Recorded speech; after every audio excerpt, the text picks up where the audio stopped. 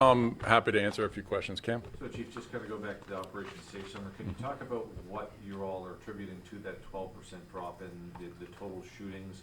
I know you kind of touched on the micro hotspots. I don't know if there's more the deterrence, or were you stopping retaliatory shootings? Remember, the Real Life program talked about, like, you can track 6 shootings back to 1. I think.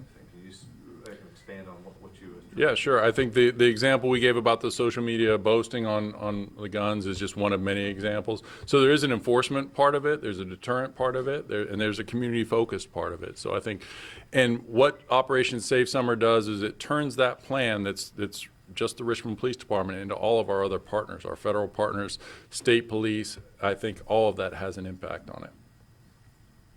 I know you mentioned that there were more double shootings or more shootings involving multiple people. Is that from fights starting, or what do you guys think is kind of the cause behind that right now? Well, absolutely. The number one motive that we know about for homicides and non-fatal shootings are verbal disputes that escalate. And the problem that we have when multiple people are being shot, 2, 3, and 4, is that oftentimes what we find is multiple different cartridge cases at the scene. So there's not one shooter, there sometimes is up to 3, 4, 5 different cartridge casings.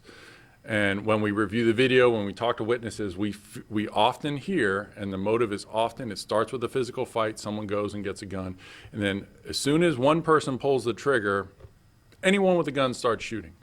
So, and I've said this before, but again, it bears repeating. If you're the type of person that knows you have a hot temper and you're going to go confront your neighbor about the barking dog, maybe leave your gun at home. And then you know you can control that aspect of it. Some people have a difficulty controlling once they get really angry about shooting. So that's what we would ask folks, to understand that you carrying a gun doesn't necessarily make you safer, particularly for the type of person that flies off the handle. So that's what we're seeing. It's not generally drug related. It's not robbery related. Those are very few and far between. Most are verbal disputes that escalate.